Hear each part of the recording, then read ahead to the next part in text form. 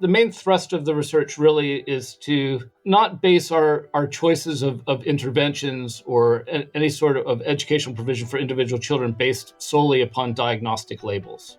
Some children receive diagnostic labels, some don't. What goes into receiving a diagnostic label, while maybe perhaps useful for individuals, and they clearly are useful for individuals, not all children who need to have a formal diagnostic label, who would qualify for a formal diagnostic label, will receive one. So what the universal classroom does is provide a even-based playing field, which reduces the need in the first instance for formal diagnostic assessment to qualify for educational health and care plans and provision and a formal system of interventions, but to provide for individual children interventions that could be leveraged within a classroom environment. And we think that's really the first step that we need towards kind of unpicking the dependence of special educational need provision on that formal diagnostic label, which we know is inequitable in terms of its allocation to begin with. Welcome to All Aboard, where we help parents navigate the ADHD journey. Whether you're at the beginning of this journey asking what now, or you've trodden this path for a while and are wondering what's next, All Aboard ADHD is here for you. We will bring you key information from expert interviews alongside parents sharing their real-life lived experience to help you feel less alone. I'm Claire, and today we'll be talking about the Universal Classroom Project, which seeks to address the crisis of SEN provision in UK primary education, with our expert guest, Professor Joel Talcott.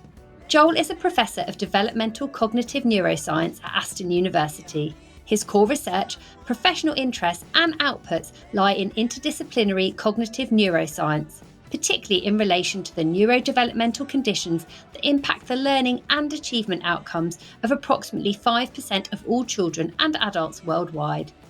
Joel aims to develop and validate methods for age-appropriate screening, identification, tracking, and prediction of cognitive, educational, and quality of life outcomes using a range of overlapping techniques from genetics, structural and functional neuroimaging, to cognitive and behavioural assessment. His research informs both the basic scientific understanding of the mechanisms of neurodivergent conditions, along with the current diagnostic and assessment practice.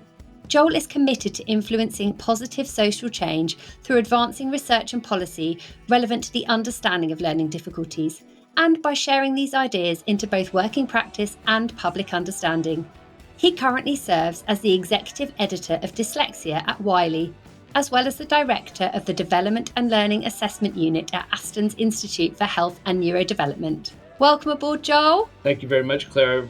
Very great to be here today. Well, thank you so much for being here. I had the privilege of contributing in a very small part to your Universal Classroom Project working group last year. So I'm very excited to discuss your progress today and to share your work with everybody listening. As you and I have previously discussed, the UK education system is at breaking point, and the scale of need is particularly critical for SEN provision. I think if I recall from our last conversation, I believe that nearly 1 in 5 UK children are now identified with special educational needs, and those numbers are increasing. And then on top of that, there are huge inequalities in the system. So I thought before we delve into your Universal Classroom Project and what you're seeking to achieve, for context, I thought we could begin by briefly talking about what the new Labour government has committed, if anything, to doing in regards to education, and particularly why this is such an important starting point for discussions on tackling the SEN crisis. Yeah, I think, it's a really important point. And of course, it's topical because I think it'd be very difficult for anybody who's paying attention to the mainstream media not to have caught wind of the fact that the SEN budget and the education system in general is at crisis point. And it's been a long-term problem. So we have a long-term underfunding and inefficiencies in allocating and targeting resource appropriately within the education system has resulted in as you've said, a education system that's really at breaking point. And the issue is particularly acute within special educational needs funding, where we have 1 in 5 up to 1 in 5 children need additional support for their learning within the education system. And the government, of course, recognizes this and is committed to kind of a system of both investment in terms of additional provision that could be available in terms of staffing, other sorts of capital investment, but is also promising reform. And so there is an engagement at the moment by the government in doing a review of how the systems through which the investment is spent and how that's being allocated by different local educational authorities. And the purse strings are really held by the local educational authority through the kind of the investment from the government goes to the LEAs, and then the LEAs determine on how that is spent. And so there is no sort of universal nationwide sort of decision-making system about how this funding is spent. And a lot of the decisions are made by the local education authorities according to what their local perceived needs are. That's very interesting, isn't it? Because then, as you say, as we started by saying, there's inequalities, then you can see how that happens if it's not being applied as a consensus, if that's the right word, across the whole of the UK. So what have they committed to doing specifically, if anything, so far? The main commitment has been additional resources, plugging in additional resource, and it's going to be some hundreds to thousands of new staff. So one of the critical pinch points has been the resourcing and availability of support teachers within classrooms. Of course, their income has been kind of decreasing year on year without in inflationary adjusted pay raises. And also that those are usually the first positions that are cut from budgets. And most schools in the state-funded education system are really pressed at the moment with respect to the amount of funding that's available. So the staff resource that is really kind of at the coalface, as it were, of providing this additional educational needs provision is really being squeezed, and the government has pledged to ameliorate that somewhat through additional investment. The other thing is a little bit more unclear, and I think will result from the results of the review, is how decisions about the devolved nature of the funding, about how those decisions are being made. I think all parents, children, and schools will be really interested in to find out what are the plans for how these decisions are going to be made, and whether there is going to be a more sort of consensus-based decision about that reduces the inequality in the sort of the local decision-making process that exists. As you said, this is a super topical conversation and something that is of critical and urgent importance to parents of children with special educational needs. And I know that this leads very nicely into the work that you've been doing and that I'm so interested about with your Universal Classroom project. So I was wondering if you could tell us, what is the Universal Classroom for those listening who I'm sure won't yet know about it? I'd be glad to. I think our perceived need to begin to think differently about the way that we do things with respect to special educational needs in the education system. And really because any additional investment, is going to be absorbed relatively quickly, given the historical underfunding that has taken place. So what the Universal Classroom is really about is trying to leverage better the identification of children who have educational needs at the critical stage at which they start to emerge in early primary, and then to begin to benchmark what are appropriate interventions for those needs that could be leveraged in classroom environment. And what the Universal Classroom really falls on from is to really plug the gap between the information that is provided by the early years foundation stage profiling, which takes place through the sorts of the health systems up until the point that children enter school, for example, in reception, and the later sort of kind of education-based or educational achievement sort of benchmarking that takes place later in key stage 1.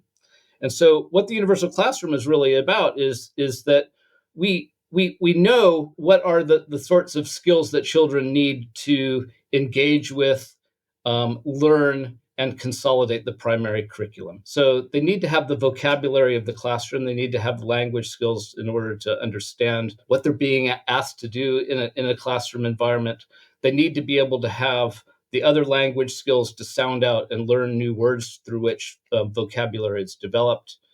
They need to be able to have good working memory skills to remember, for example, in doing a mathematics operation, what are the sums, or being able to build a situation model of what's going on and comprehending a story. And they need to be able to have the attention skills for engaging with tasks and staying on task long enough in order to consolidate those learnings without getting distracted and doing other sorts of things. So we have a number of kind of primary skills which are important, which are tapped into and kind of screened for in the early years foundation stage, but they kind of get forgotten later on. The exception might be to this is the phonics check, which everybody knows about at the end of key stage 1, which assesses children's ability to do synthetic phonics and sounding out new words. But these other sort of core skills that are important in learning and consolidating the curriculum are kind of left behind. And yet we know that they provide important prospective indicators of children's abilities to achieve in reading, mathematics, and other areas of the curriculum. And so the Universal Classroom Initiative starts off with providing teachers with some enhanced tools for identifying individual differences in these important cognitive skills early in the educational journey of individual children. And by looking across these measures to identify individual strengths and weaknesses on these component cognitive skill measures that can be leveraged against particular sorts of interventions, be they classroom-based interventions, for example, working memory-friendly classrooms, or individual interventions, for example, language interventions, which might help to improve individual children's vocabulary or phonics skills. So I guess what you're saying is that we are already benchmarking children, and many of these things are already happening, but most of it actually then gets forgotten about, that it's not picked up and carried through with the child, and it's not being used necessarily to identify other key markers, would that be the right word, within individual children that might identify other needs through these existing screening tools that are used for various purposes, and that what the universal classroom seeks to do is then to plug that gap. So almost to bring them together kind of more cohesively and get a broader understanding of the child, and also identify likely additional needs. That be right? I think that's right. And I think the crucial aspect of the Universal Classroom Initiative really is to identify individual strengths and weaknesses for all children. All children have learning needs, right? I mean, that's why they're in educational systems. And that's, look, these are all, we're talking about, the education, the curriculum are things that need to be learned. And so we're focusing upon the individual strengths and weaknesses within the skills that support those sorts of learning. Now, existing kind of screening assessment is really a relatively course-based, and it's kind of, are the children ready for school? Are there kind of emergent difficulties of a more severe nature that should be appreciated at this point? So schools can leverage additional support at the point that children enter school, so they know what might be the needs there. The Universal Classroom Initiative is a more sensitive measure, is designed to be a more sensitive measure that can be used with all children, because all children, of course, have these learning needs and can identify individual strengths and weaknesses for individual children.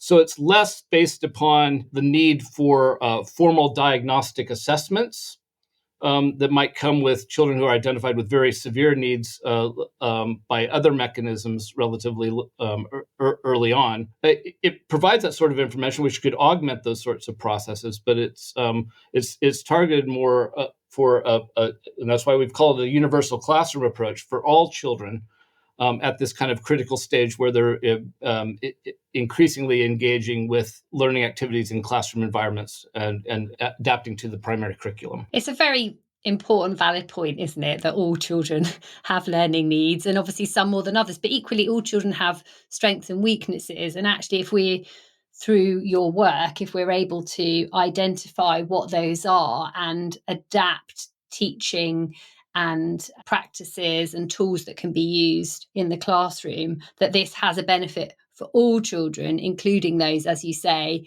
who may have then additional needs. So going back to what we were saying at the beginning about the new Labour government and their commitment so far, how does that Universal Classroom project fit within that? The Universal Classroom has really been designed as a non-proprietary toolbox that could be used within all school classrooms. I think one of the barriers for establishing good practice in education, particularly in terms of assessment, early assessment and screening for individual learning needs, has been both kind of the resource limitations of individual schools, but also philosophical differences in what special educational needs are and how they are identified, which results in quite variable practice across the UK. What the Universal Classroom does is provides a free set of tools on a non-proprietary basis. They don't have to be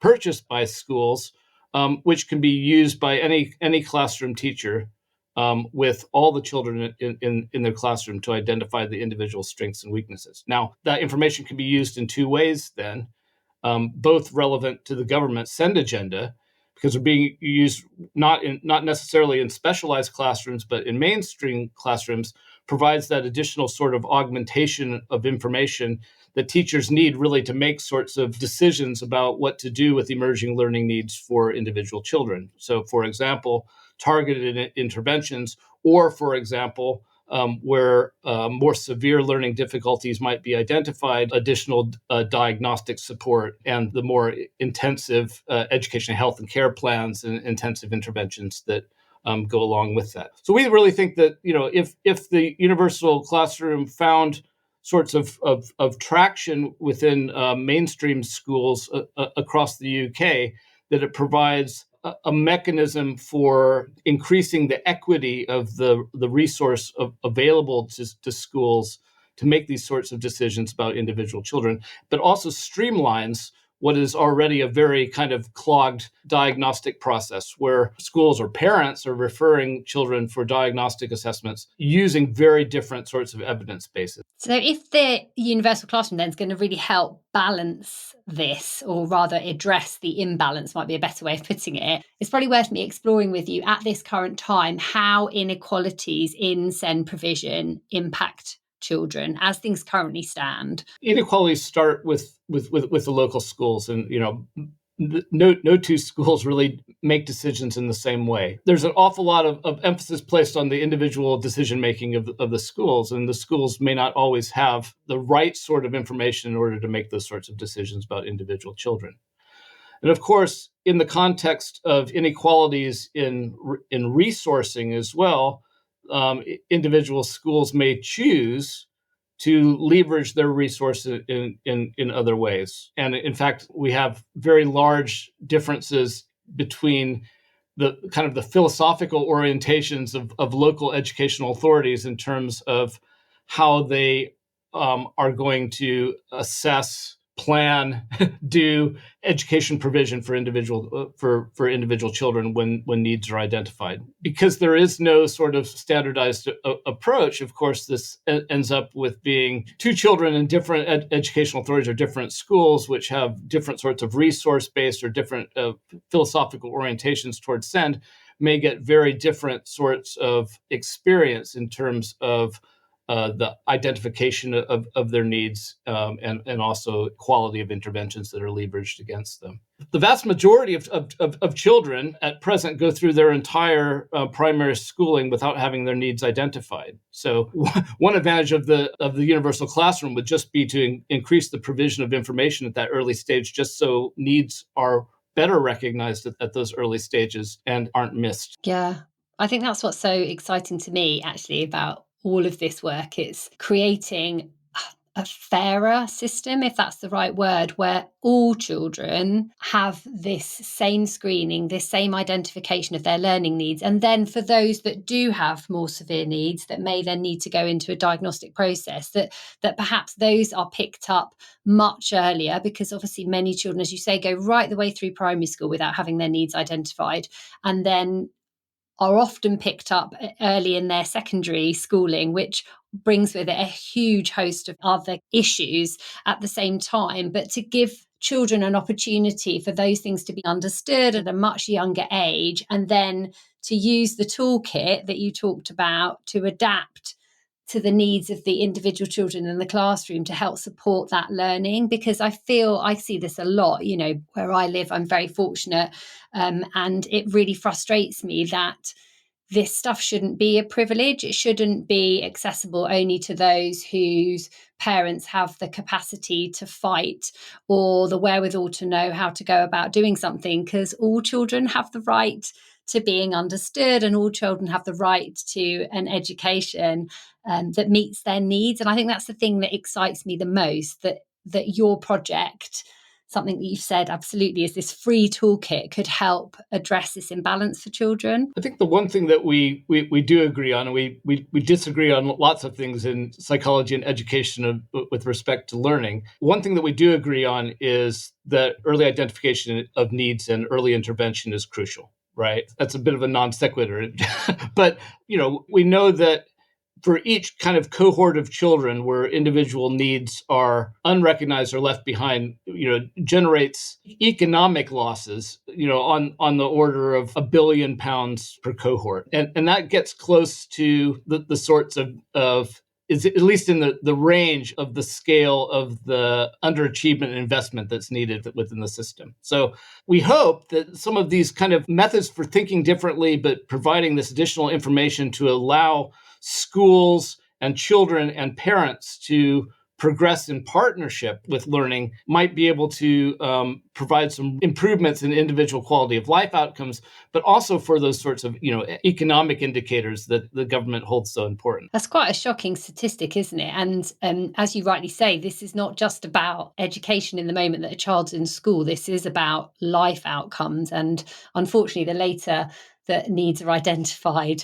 the more damaging those outcomes could be. I think the Accessible Learning Foundation shared a statistic: 97% of children excluded from primary school had a special educational need. And that, genuinely stopped me in my tracks. And I found that just so heartbreaking. I don't think there's any other word for it, because these are children who have the same rights as every other child and are probably at the really extreme end as well, right? So they're heading down one pathway, which tragically is going to determine, most likely, I guess, their life outcomes, quite simply because their needs haven't been identified. And I think when you look at it in that way, and then, as you say, you roll it forward and you look at the huge economic impact of that, this is such a critically important need that needs to be addressed. And I think it's so amazing that your work and your team and your project is going on to create something that's free and available for all schools to be able to pick up and use to help. So once you were saying that this is something that all teachers can access, that it's a screening tool that would work in line with the current benchmarking that's already happening for children in year one, I believe. How would that then help teachers identify the needs of the individual child? And then once identified, how would the teachers then access those tools, those toolkits, or indeed know which ones to use to support the needs that have been identified? That's quite a big question. What we're looking for is not just providing additional assessment data that would be used in an education context, but also to provide data for teachers to use for individual children that is actionable in the context of interventions, be they light touch interventions or indicators where children might benefit from additional sorts of full diagnostic assessment and more intensive interventions, for example,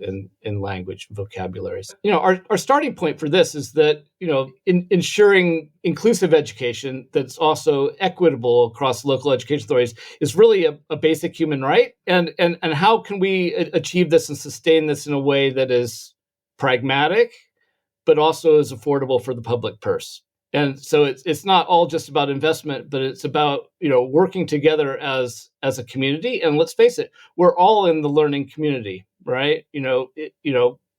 Parents, teachers, governments, we're all within the ecosystem of human development. And these issues about about children's learning are critical to our sustainability and health as a society. And these measures just represent what we think is a slightly different way of thinking in providing some additional information that would be useful to any school that wished to use it, that provided some evidence-based practice solutions that could be used to augment the skills and the learning opportunities for individual children. Yeah, it's the evidence-based tools, isn't it? As you say, that often teachers, even with the best intentions, the best will in the world, perhaps don't always know what to do with a given child or a given situation and how to navigate that. And yet the impact of doing nothing is so profound. And I think what you said there was quite powerful, that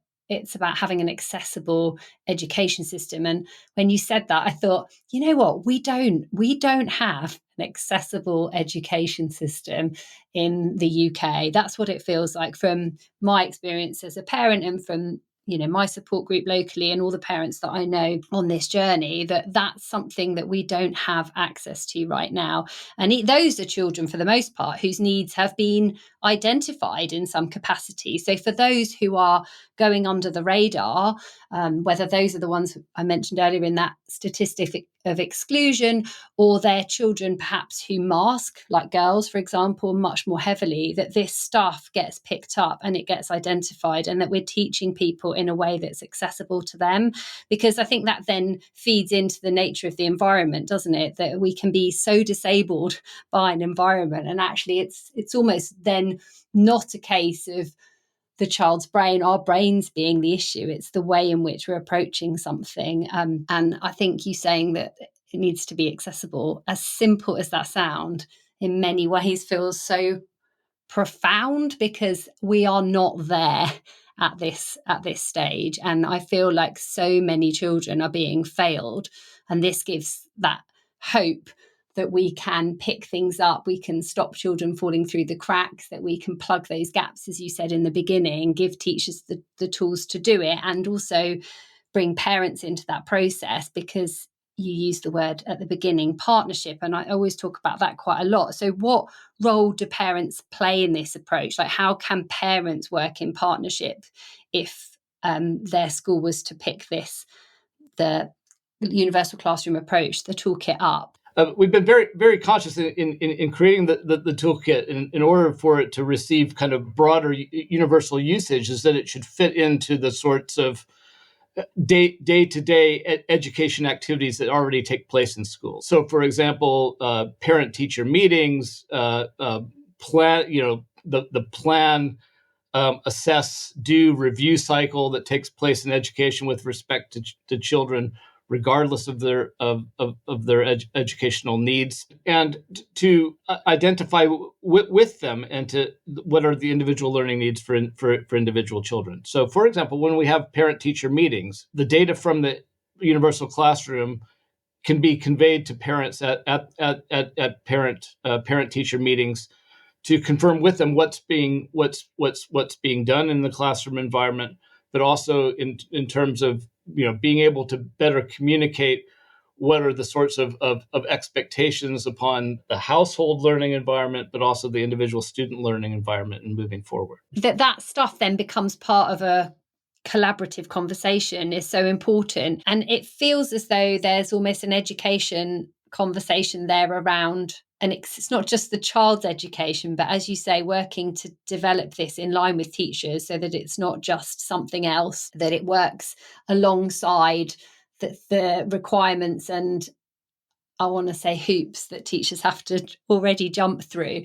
But I think it almost then begs that question a little bit of what I see at the moment. And I hear this story all the time. In fact, dropping my daughter off at school this morning, somebody approached me and was talking about their child and something that had happened, and they were communicating an end of term report situation where the child's needs are identified and they're in constant communication, and then the end of year report comes through and what's in it is almost contrary to what they're being told verbally in those conversations. So the verbal conversations are, he's trying really hard, he's doing everything he can, and then his end of year report comes through and his effort is below expected standards. And when questioned, that was because he was missing certain, I can't remember the word she used. It wasn't benchmarks, but it was an output thing. And then rightly so, she was saying, but then that's not effort. That's a completely different thing. And I feel like there's this disconnect between, even when the need has been identified, and that's communicated, and perhaps even the scaffolding and interventions in place in the classroom, that then there is still this gap between what a school has to report and what a child is, I don't know, is expected the right word, what they're expected to do and how they're expected to perform, and then the way in which they're judged and measured against that, even when perhaps the parent might feel that partnership's already in existence. It's very easy with our current kind of assessment and review regime to leverage blame for underachievement. and blame is very easily pointed at schools, it's pointed at children, it's pointed at parents, it's pointed at families.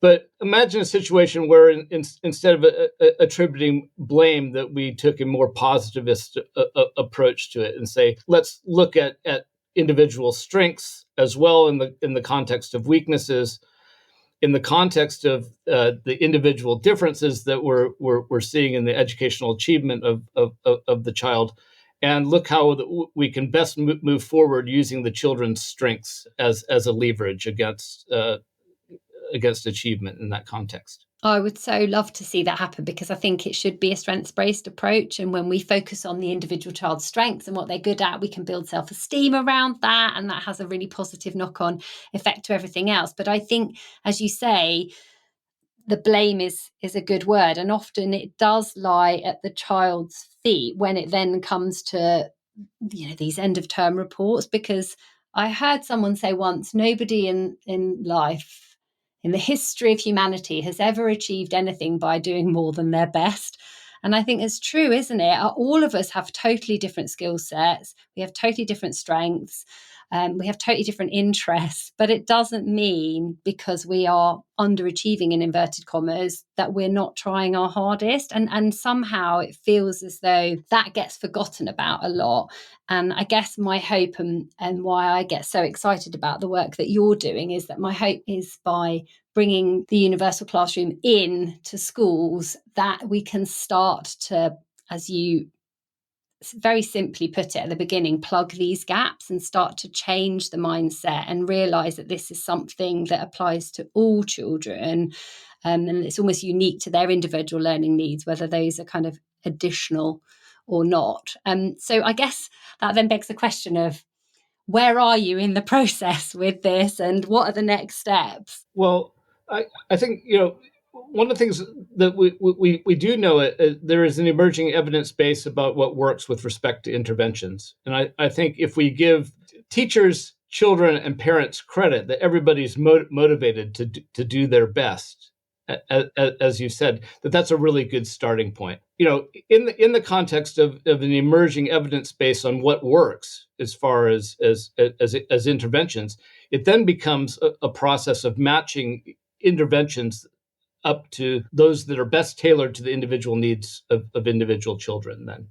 And that's kind of where we're at the moment. So where we're at the moment is that we are focusing upon these skill sets in vocabulary, phonics skills, sustained attention, working memory, but also socio-emotional development of children, which is another important, I guess we could call that a cognitive skill in the context of the classroom. We have good tools available from the neuropsychological, the psychometric test literature, where we can get individual assessments of these children. The trick is being able to generate a teacher-based questionnaire that predicts children's variability on these standardized tests, and that's where we're at the moment. Is we're working very hard with an initial teacher-based questionnaire, which contains way too many items, and paring it down to pick the best items that tap into the individual children's abilities across these different skill sets. And once that teacher-based questionnaire is validated, that becomes the essential screener component to identify the individual strengths and weaknesses for the individual children from the teacher's perspective, of course, through which individual profiles across these different skill sets can be made. And then those different profiles can be leveraged against interventions that we know work. And then those, as you say, the evidence-based interventions, the ones that you know that would work, once you have developed this and you have these individual profiles for these children, would that then cross-reference, so to speak, from a kind of ease of use perspective for a teacher? That's kind of when you're presented with a child and their particular dimensions, I think is a word that you've used.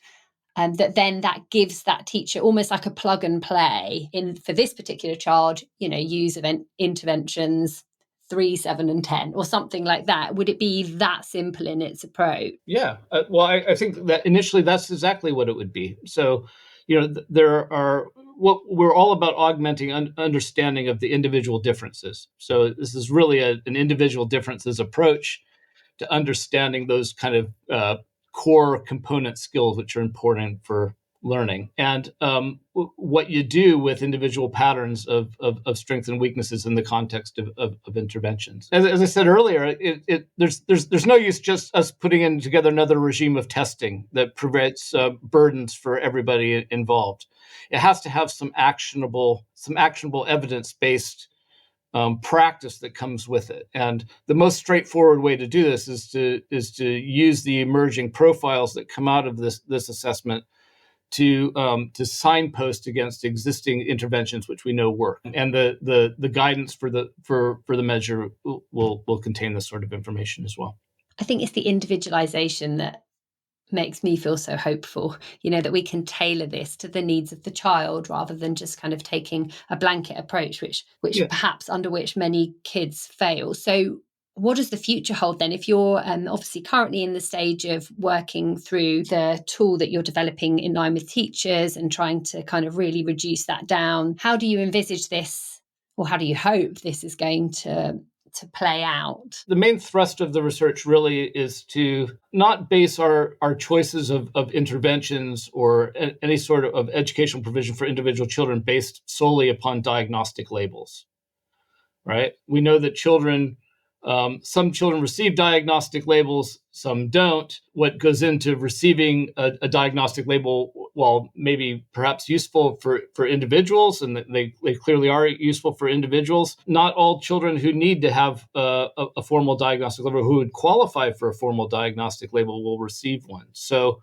what the universal classroom does is provide a even-based playing field, which reduces the need in the first instance for formal diagnostic assessment to qualify for educational health and care plans and provision and a formal system of interventions, but to provide for individual children interventions that can be leveraged within a classroom environment. And we think that's really the first step that we need towards kind of unpicking the dependence of special educational need provision on that formal diagnostic label, which we know is inequitable in terms of its allocation to begin with. It's so interesting, isn't it? And when you put it like that you're right, because there's so much crossover. And I think the diagnostic label is useful. I've always found it very helpful if I took ADHD as an example, because it educates me, and I always feel that then it gives me the ability to help educate others in line with those needs. But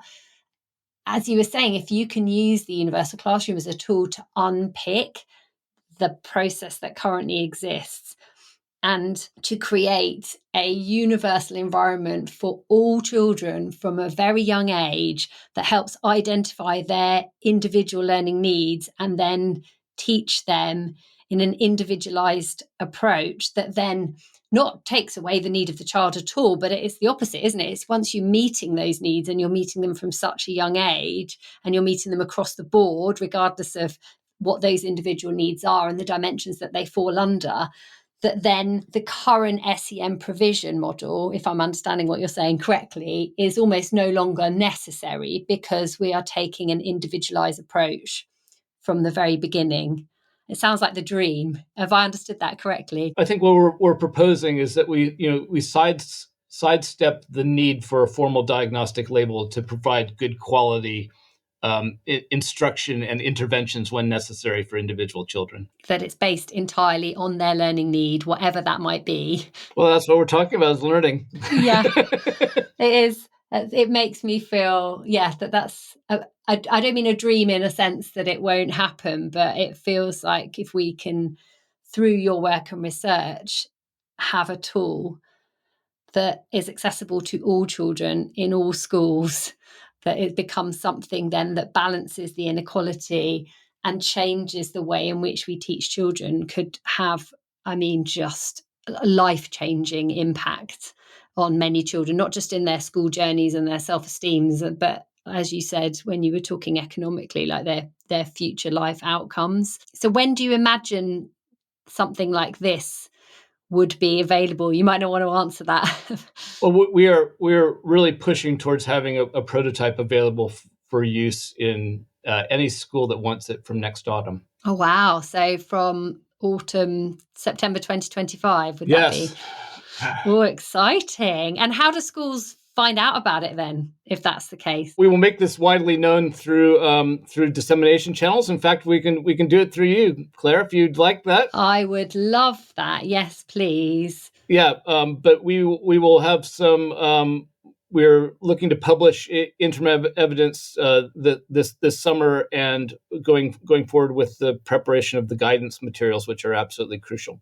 So at least they can be used more widely than they currently are from next autumn for the new school intake. That's very exciting. That is not far away at all. And I think it just offers pressure for you, but massive hope for me on behalf of people listening, because my kids are way past year one now, but it feels, I can't use any other word other than hope. It feels like it offers such hope for children, and that change is coming.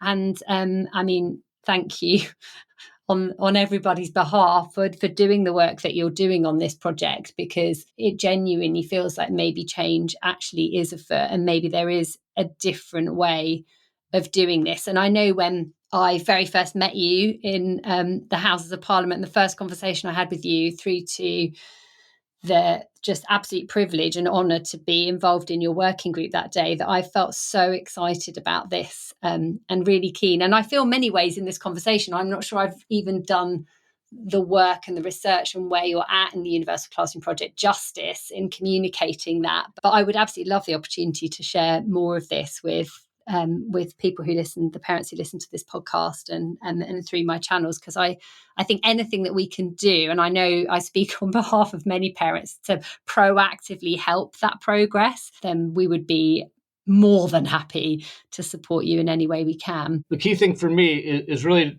to communicate that this has been created with all the stakeholders, from parents and teachers and children and special education needs coordinators and researchers. We're really trying to advance this in the spirit of co-production to create something that is going to be useful and used by people, rather than something that is created in a vacuum and then disseminated for use. This is why I envision that this will be an iterative process. The Universal Classroom is a live initiative, which will be continuously updated over time. And it has to be that, doesn't it? As you said, something that's developed in line with all the stakeholders in order for it to be successful, in order for it to be something that gets adopted and used, and ultimately to have that positive impact on our children. It feels like it is a solution, and it might only be one solution, but I think what excited me from the very first moment that I spoke to you is at least someone's trying to do something. And as you say, something that involves all stakeholders. So this isn't, anti what's already in existence. This isn't anti-teachers. This is not about laying judgment or blame. This is about going, okay, well, here's what's in place, what's used, and how do we plug those gaps? And then how do we do it in a way that supports children and their learning journey and then their life outcomes? I think we argue way too much about, for example, what is ADHD? Should this person have an ADHD diagnosis? Is that ADHD diagnosis valid?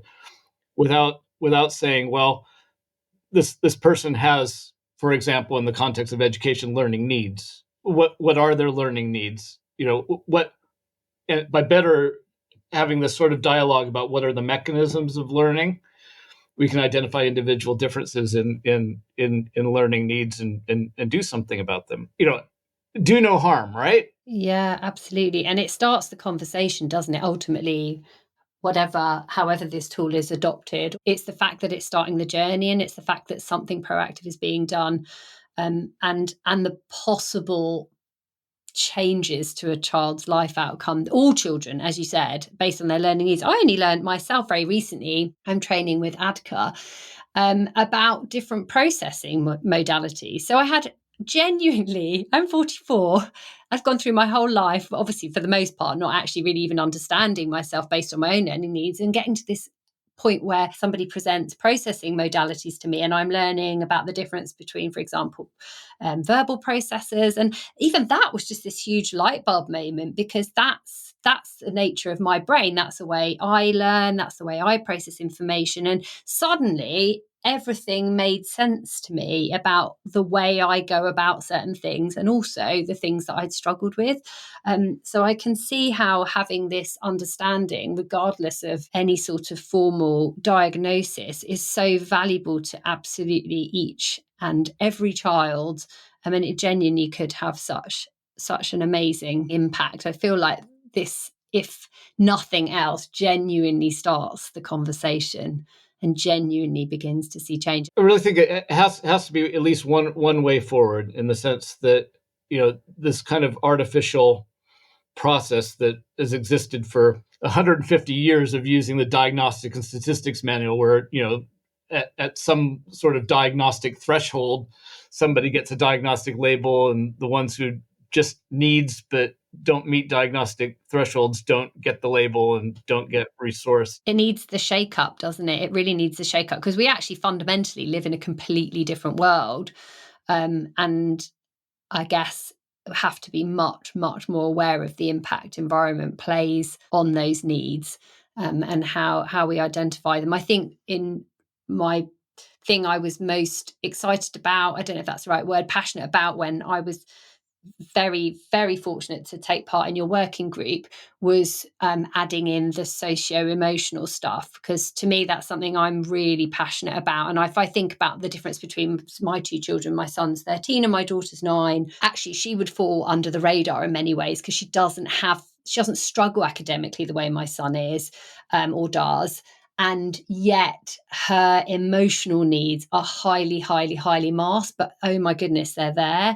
And I think it's that's the bit to me that felt as though it would catch those that would otherwise fall through the net. I think the big thing out of the last working group that was to include that sort of dimension, because it's, I think, really important. And that, coming from a psychology background, particularly in cognitive psychology, it's taken a while to appreciate kind of the social emotional processing as a cognitive skill. It's kind of, and it's just for historical reasons, really. And, social and emotional psychology there, and the cognitive psychology here, but it's so important because it really, well, it has to be included because it's an important individual difference. That thing, I hear this and I say it all the time, that all behavior is communication. And I have to constantly remind myself that as a parent, but I think it is just such an important and yet super simple sentence that people should have on the walls in classrooms or staff rooms. And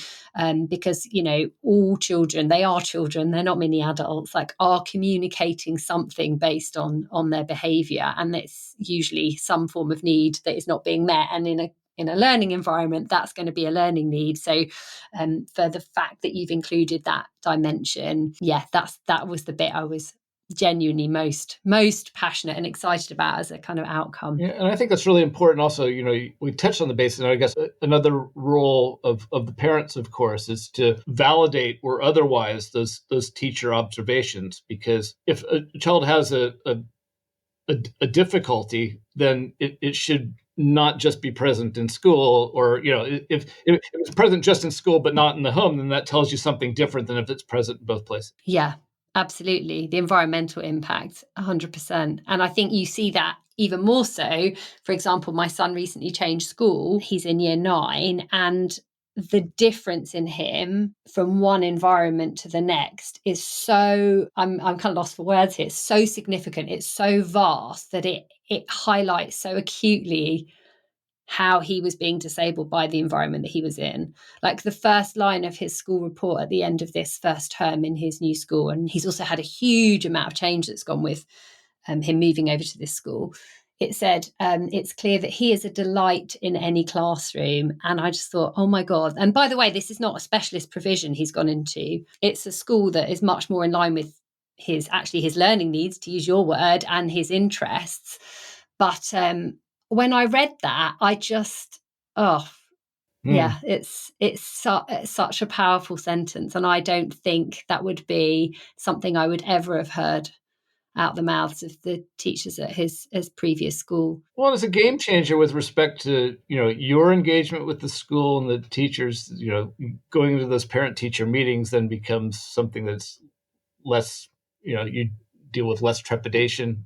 The attitude that you can go over with him saying, well, they said this about you, that is always focused on moving forward rather than backward, right? It is, but then at the same time, to go right back to what you said about inequalities, there is also a really big part of me that feels it's just really unfair. It's not fair, and obviously our individual children are always going to be a priority, and for him this will fundamentally change his life outcomes. I believe that, but it's also not fair. It's not fair on the other children who don't get access to the same opportunities, that can't move into environments that perhaps meet their needs or better suited to their interests and their abilities and their strengths, as you said. And I think that the universal classroom really will have a profound effect on that, on creating a more accessible, more balanced education system, I hope. So, I mean, there is a kind of an uncomfortable tension between kind of the education community and the psychology community of learning, because, educators, we're the ones that actually work with children, and, and say, absolutely, but here's something else where we can learn from each other in terms of moving forward in mutually beneficial ways. Yeah, and it shouldn't be in conflict, because it should always be about the needs of the child. And I always think this, somewhere along the line, we've forgotten the fact that any education should be about inspiring and opening someone's mind quite simply, and people retain information, and then they're almost able to regurgitate, for want of a better word, information in their own unique ways, and that's not a measure on how much they're learning. So yeah, to kind of remove some of that conflict, I think, is actually quite vital. For me, what I hope the government also comes up with is removing some of that control from local education authorities. So how much money is being wasted in tribunals? Absolutely. At the moment. And if, for example, that decisions were either made by or at least reviewed by a practitioner board that was multidisciplinary, rather than having the local education authority, which already has its, it's already biased in the sense that they already know kind of what the resource constraints are and the way that they want to do it in terms of their philosophy of the way the education system could work. They're the ones that are also making decisions about SEN provision. And if we took SEN provision out of that, and did that, at least having some additional information that wasn't coming from within the LEA, then that would help. Yeah, perhaps give some autonomy back to the schools and the teachers themselves, because when Matt Hancock's universal screening bill, neurodivergent screening bill, was being passed, obviously before the election, that looked at training new teachers. But I asked that question, well, what about the existing teachers? And as you said, this is your universal classroom seeks to do this in line with existing teachers, because it's amazing that we want to train the new teachers coming through, but there are thousands of teachers that need access to that information and support in a classroom now, every single day, and they're the ones that are teaching our children now as well. So I think it's very important that isn't forgotten, and your approach, taking into account them as stakeholders in that process, hopefully is vital to the success. I think, I guess the other thing that we really are trying to do is also kind kind of dissolving that barrier between special educational needs and just educational needs, right? So, educational need and good quality provision, takes place within the educational classroom. That doesn't say that some children wouldn't be better, for example, in environments that are enriched or are different. What might be better in that context is basically saying, well, what we're doing is enhancing the learning needs environment as something that could be achieved by any classroom that wanted to do it. Yes, absolutely. Yeah, very well said. And that's, I guess, what I meant by when I said earlier, the dream, actually that's what we should be getting towards, because that's accessible learning for all, isn't it? Right there. Because, if we get away from a situation where there's haves and have-nots, regardless about, what the decision-making process is and who has what and what they get, and it's just something that's available for everyone, which is, we're always going to have resource limitations. And I think one of the things is, can we think a little bit differently about how we do things, and ultimately it just benefits schools and becomes more inclusive, both at the level of the individual school, but also across the board in terms of how practice might work. And beyond into society, right? You said think differently. And isn't that the point? We need divergent thinkers. Those are actually the people who go on to genuinely make change in the world. And at the moment, we are not nurturing those people who do think and learn differently. So absolutely, I think that is very, very well said. So what one piece of advice would you like to share for parents listening to help them feel less alone on this SEN journey? I think the main thing is don't be afraid to ask questions and to challenge. If there's information that you need, ask, and someone will find it for you. These are our children, and we have a say, and of course we've got a lot of investment in terms of their lives. And if there is something that you're unsure about, ask the school, ask other parents, and communicate. You're not alone. It's as we say, kind of in the teaching professions, we always say to students, if you have a question, ask it, because you're probably not the only one who has that question. Yeah, it's so true. And that's the whole point in many ways behind this podcast and the community that comes with it, because I didn't want anybody to feel as alone as I had at the beginning. And I wanted to feel like all of this amazing research and information that's available out there is shared in a way that's accessible for all, and people can take the bits that are relevant to them and use it to help and support them and their children on this journey. So I think that's very valuable advice, and also permission, bizarrely, if that's it's a confusing not a strange system. word to use. It is. The system is very confusing. So, it's okay to be confused, and it's not because it's not because of lack of knowledge. It's because it is a confusing system. Yeah, absolutely. But ask the question. I've got an ADHD support group locally, and we are continuously asking each other questions. There's a very active WhatsApp group, and it is just such an amazing resource, because we don't always know the answers, but other people might. So yes, it's very good advice. And sometimes the question is more important than the answer. At least it gets it on the table. And it brings us together as well, because there's a shared experience in there too, isn't there? That's right. Joel, thank you so much for sharing your expertise and research and insight into the Universal Classroom Project with us today. I'm very excited for what is to come this year, and if there's anything that we can do to help you and your work, then please don't hesitate to ask. I appreciate it very much, and thank you for everything that you're doing for the community as well. Thank you, Joel. If you'd like to learn more about Professor Joel's work and the Universal Classroom Project, then please do check out our show notes below for more information. Or if you'd like to find out about how I can help support you and your children with personalised ADHD coaching, then please do head to allaboardadhd.com. You can also find me on Instagram and TikTok at All Aboard ADHD. Most importantly, if you enjoyed this episode and found it helpful, please can you follow All Aboard on the platform you're listening today to help other parents find this podcast and welcome them aboard our journey too. Thank you for listening to All Aboard ADHD.